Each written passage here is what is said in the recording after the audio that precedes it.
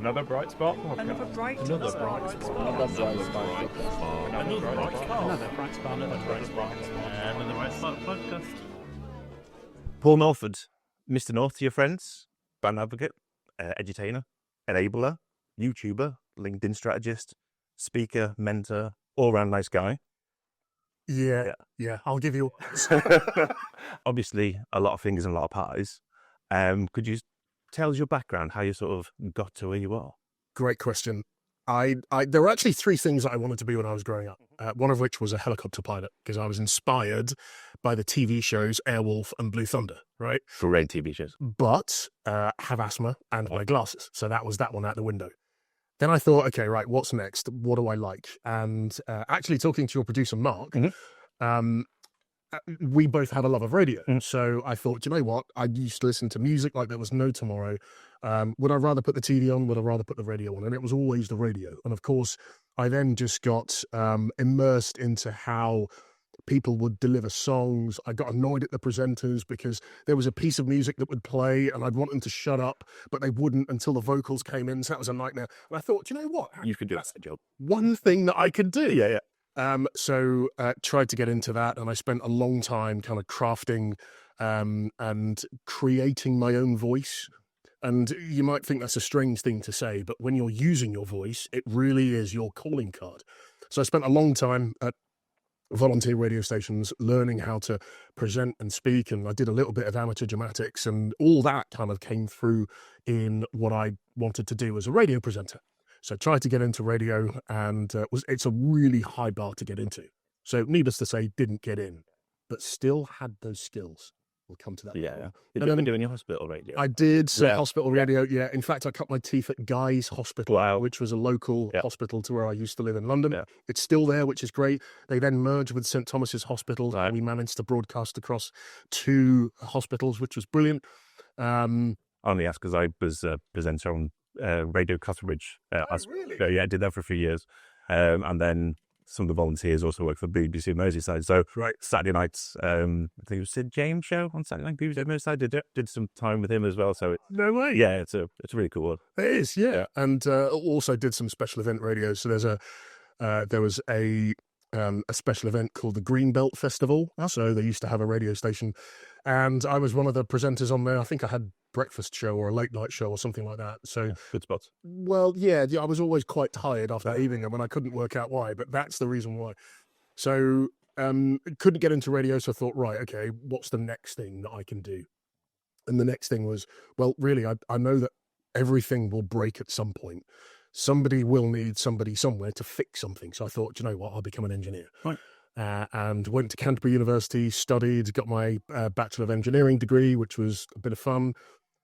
So ended up becoming an engineer and went to work for a fairly well-known Finnish mobile phone manufacturer, and kind of moved around. And from engineering, I thought I didn't want to be kind of stuck in a dark room kind of building stuff. Although I could do it, it wasn't really my sweet spot. Yeah. One of the things I really wanted to do was interact with people. So my boss at the time, a guy called Steve, suggested that I move into technical support. And that was great because I kept my engineering perspective, but then also interacted with people, got to travel the world, got to see where they wanted to put our products. So we obviously had a specific remit where our products should have stayed, but they said, actually, we want to put your product somewhere else. And it was just really, really interesting. Yeah.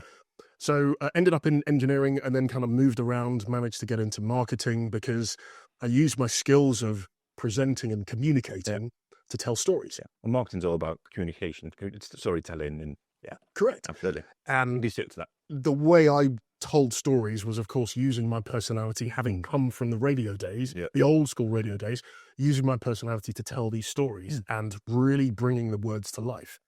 So I found that the more I did this, the more people wanted me to do it. So I kind of moved into that route and kind of almost fell into marketing, but a little bit of education as well. So got into training and teaching people how to use stuff. So it might be new technology, it might be new devices, it might be new software, whatever it was. But I would often tell stories of how you could apply what we're trying to build, where you could plug it in. And that would spark different ideas.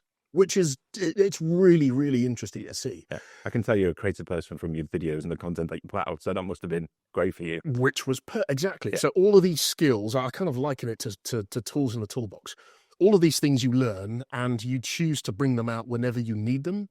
But they say if you don't use it, you lose it. So you've got to make sure that you're using these things all the time. To cut a very long story short, effectively moved into engineering, then went into marketing and product management, then a little bit of project management, but didn't really enjoy that. So I moved into product management, went through the ranks of that, became a senior product manager, and then left, joined another company, didn't like it, and then started up my own thing, which was effectively being a content creator for hire, a technical content creator for hire. So again, use the skills of my voice in voiceovers, having come from the radio industry, use my skills of kind of voiceover, creating video content, technical video content, teaching people how to use a particular piece of software. And then it kind of spiraled and accelerated from there. So lots of people said to me, Norf, you've got a great face for radio. Yeah. Which I'm still trying to find the good in. But effectively, what they were saying was, you've got a great voice, great personality. Yeah. You should become a YouTuber. And, you know, during our dark years of COVID, exactly, I spooled up a YouTube channel, and I've had so much fun doing it. It's been a very slow burn in that I've had a full-time job as well as trying to focus on the YouTube channel. 4 small people, married, kids, half a Labrador, all that stuff. But the fact that I've tried to put myself out there and people enjoy what I put together, it's a whole load of fun. They're very engaging. I mean, your break strategies say you can, you know, your videos are very easy to watch. They could got your personality over them. You know, you the little cues to camera, the nods, the humor in there. It's, you know, it's been a really easy watch. Good. I want you to talk to you. Yeah, no, good. I want to talk to you about your YouTube channel. So could you, lessons learned, you know, what have you discovered along the way? You know, because I know you're trying to get so many thousands of subscribers, and you sometimes put a video out that you think is going to be great, but sometimes that doesn't land. Yes. So I'm sure there's probably content that you put out, thought, oh, it's a bit of nothing. Oh, that's taking off. What's it been like? It's been exactly that sort of roller coaster. It has. And that's the question. Some videos that I thought, this is really well produced. It sounds great. I've picked the right music, and it tanks. And then there's one particular video that I put together, and if I look back at it now, and I think, I really wish I'd put a little bit more effort and energy and just taking a bit more time with it to make it perfect. Yeah. Right? Not to improve it in any other way, but to make it perfect from my perspective. That one took off. Absolutely took off. And I think it's and then there's many more people that will give you their perspective of YouTube, and, you know, they say, look at the analytics, look at the data, look at the trends, you know, do some proper searching in terms of criteria.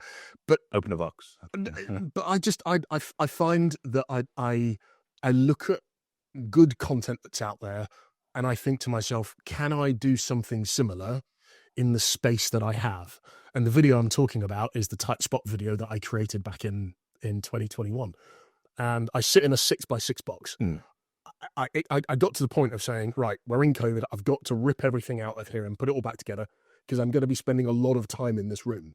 So one of my daughters helped me. We took everything out. She repainted it. We put everything back in. And now it's my playful name for my office. But it's my YouTube studio. It's my voiceover studio. It's everything creative that I do. It's North Central in a 6x6 box. So I put this video together, shot it, edited it, put it up. And it, you know, there were kind of 10 views one day. There were an extra 10 views the next day. Then it got to 100 views. Then it got to 150. And I thought, okay, this is good. And then all of a sudden, it just went 1,000 views, 1,200 views. Oh, no.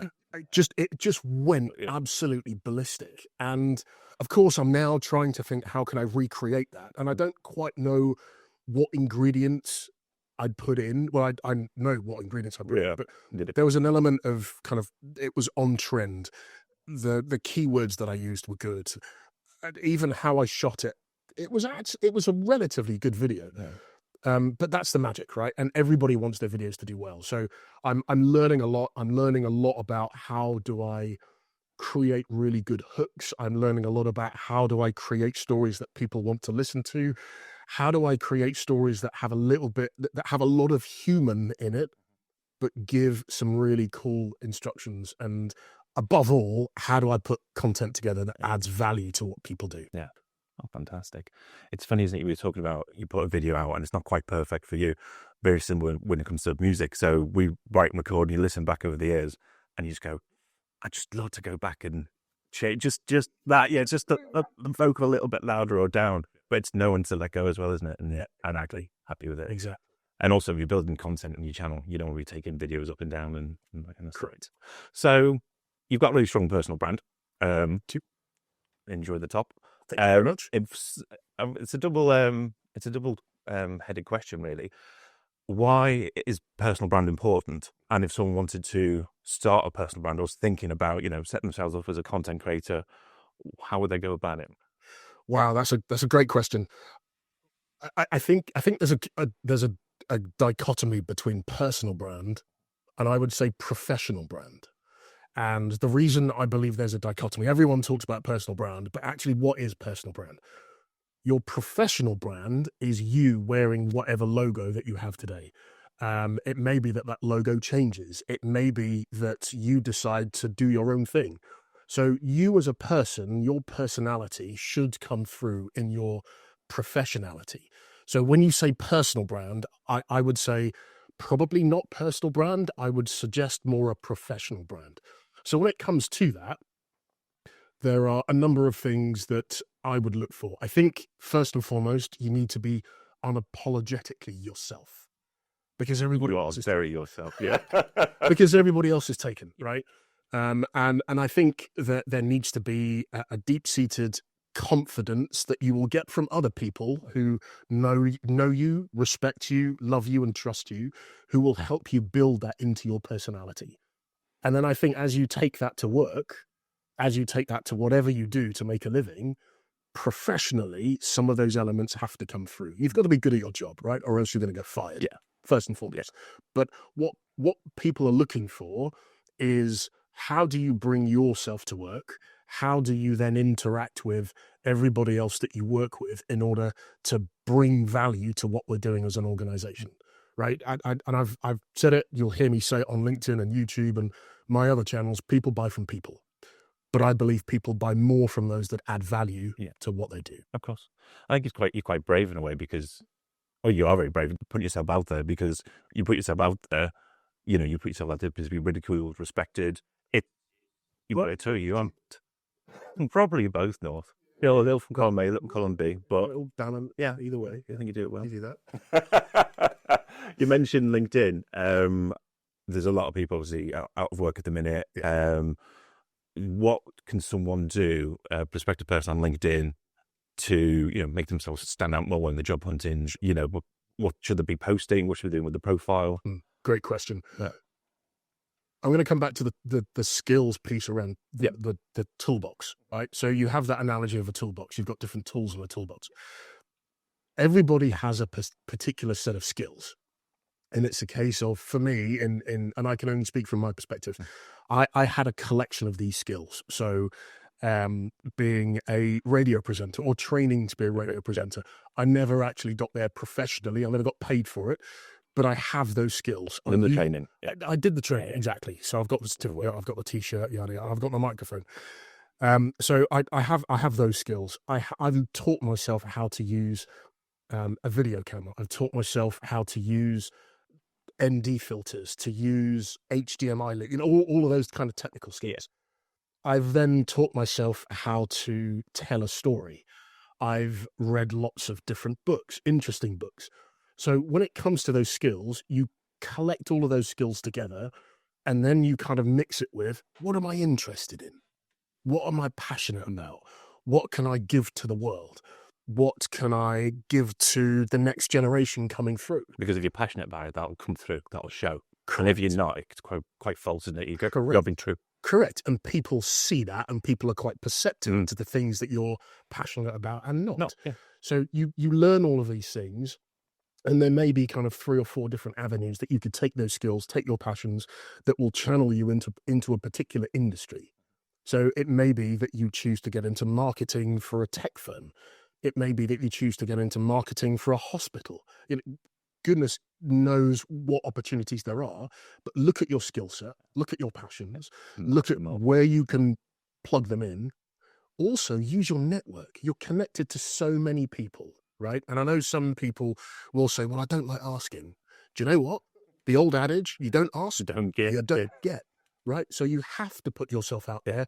If you are Brave thing. it's a brave thing, you might be down in your luck. It might be that you've made a few incorrect decisions that have turned out to be really costly, but you can always restart. Yeah. Right. There's a catalogue of people that started different companies at particular ages. Right. I've started my own company at 51 now, or rebooted my own company at 51. But I've learned a lot of these things, and I've had to put myself out there. There's a story that I tell that I think you're kind of alluding to, which was a story that I read in Chris Doe's book, A Pocket Full of Dough, and it's a guy called Professor Errol Gerson. In 1971, he graduated from a particular university in North America. And I won't spoil the YouTube video. No. But basically, he sent out lots of resumes, couldn't get a bite from anybody. Then looked at a pile of resumes and he realized that they were all the same. So he said, well, hang on a minute, how do I get to stand out? So what he did was he had some paper made at a particular size that was 1/8 of an inch taller than every other piece of paper on the in the States. So together it stand, yes. Put all of these papers together, his piece of paper stood out by 1/8 of an inch. But across that 1/8 of an inch, he coloured it or got it coloured a really bright red colour. And then he sent, I think he only got 5 of these resumes or 5 of these bits of paper put together. Yeah.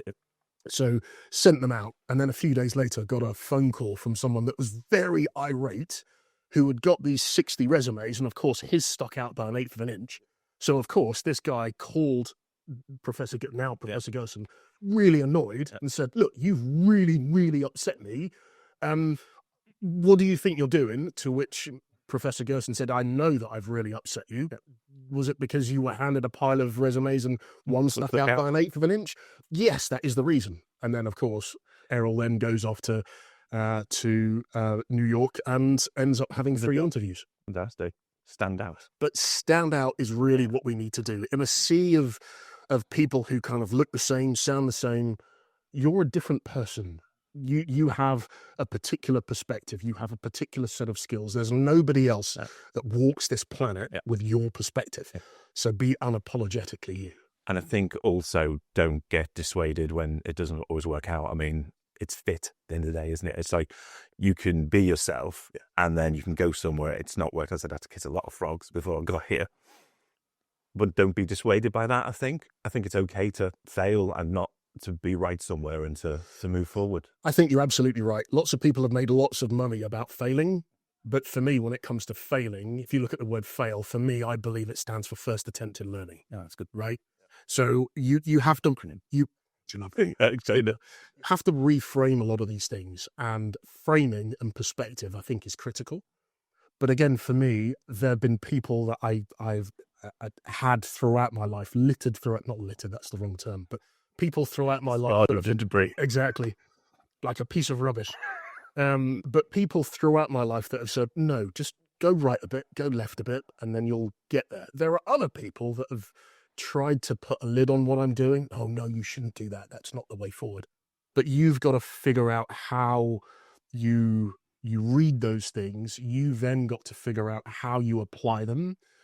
If someone says to you, no, that's terrible, what perspective are they looking at it from? Is it from, that's a really good thing, I'd like to put my name on that? Or are they saying genuinely, that's terrible? If it is, they should be offering some level of coaching or support to say, well, why is it terrible and how can I improve it? Yeah.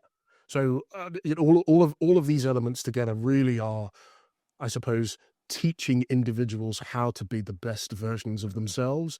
But also you need an external perspective of someone saying, and someone that you know and trust, of someone saying, actually, that's really good, go for it, keep going. Or maybe that's not as good as it can be. Maybe you should look at doing X, Y, and Z. Yeah.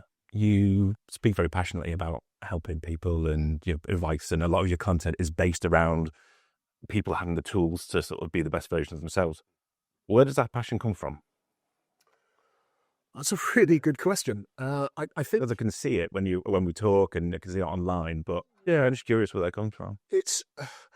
I think it's a mixture of partly my upbringing. So my mum did a lot of investment into me, and mum's brilliant. I absolutely love my mother. I think also my grandfather put a lot into me as well. One of the things that he did say before he passed on, and I always remember, if you can work for somebody else, you can work for yourself.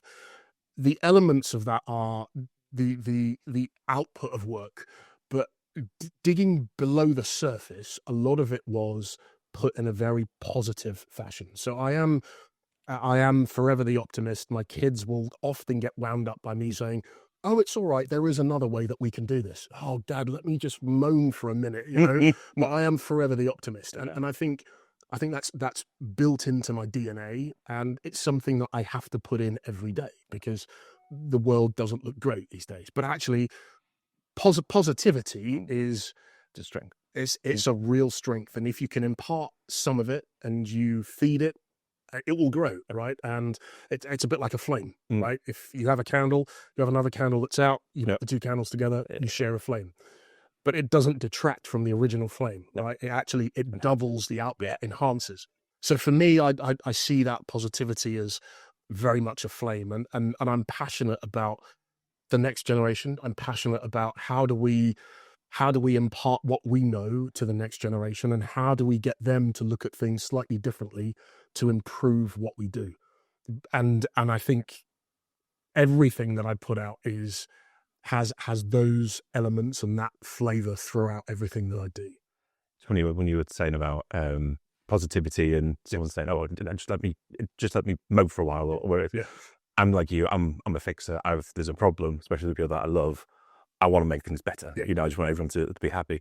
So Jenny, my significantly better half, that's a hard word to say, have a phrase now. I always ask her a question where if she's upset about something, it'll be like, do you need solutions, or do you just need to vent?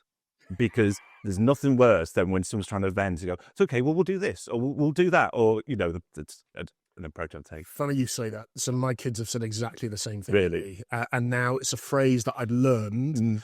So if they're venting, I will ask, "Do you need me to fix it? Yeah. Or are you just venting?" Yeah, definitely. And if they're venting, I'll just let them go. Yeah, let them run out of steam. Yeah. Because the flame will put itself out eventually. Yeah. Something like that. Exactly. Okay, going back to content creation, you've created lots, as I've already said, how great I think your videos are. If you're this is going to go out on LinkedIn, if you're going to give some advice to someone who's going to start content creation, could be in a company, well, how would you come up with that plan? How did you come up with your plan? What are the steps? Great question. So I love the number 3. I'm a big fan of the number 3. Okay. So if someone is looking to create content, firstly, I would say, what is it that you're looking to create? What story are you trying to tell? Yeah. So start with your story. Then I would say, don't wait to get the latest technology. Everybody now has a smartphone in their pocket, and that smartphone is a powerhouse of capturing video, capturing audio, capturing still images. Learn how to capture really good storytelling video. Learn how to put yourself in somebody else's shoes. So if they're watching that content, understand what that needs to look like from a pictorial perspective, from a storytelling perspective, and also from a technical perspective. Learn how to edit video. There's lots of different editors you can get on your phone or on a laptop. It doesn't matter what laptop you have. The barrier to entry to creating these stories is now as low as it can be right now. And then thirdly, I would say is start. Great. Don't just get on with it. Just get on with it. 100%. Don't feel that you're ready to start. Start messy. Suck at something new. Yeah. And if you've never created content, give it a go. Yeah, but what if I fail? Remember what I said fail was? Right? So you've got an excuse that this is your first attempt in learning, and then try it again. Yeah. Because you'll always learn something Just new start. every time you come to create. So start with a story, learn how to tell a story just using your smartphone, and then start messy is what I would say. Where do you see the use of YouTube, LinkedIn for business and personal use going over the next sort of couple of years? LinkedIn has changed quite a lot. It's moving now away from being a platform full of CVs and resumes. It's now moving into a much more personal connection with individuals. I think people are a lot more relaxed about putting family stuff in there and, sort of recreational. Yes. It's quite funny now how they do try and tie it in and go, so I went on holiday. This is what I learned about B2B sales. Yeah, you can see straight. Yeah, really. Yeah. I think there does need to be a divide between business and personal, professional and personal. Again, that's just my perspective. Others will have a slightly different view.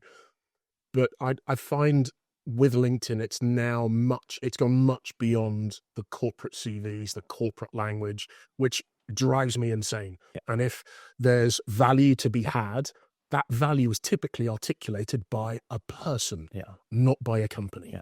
So if I see kind of corporate gumph out there, it Grind your gears. It grinds my gears. Yeah. So now I'm finding now LinkedIn is becoming a much more people-centric professional platform.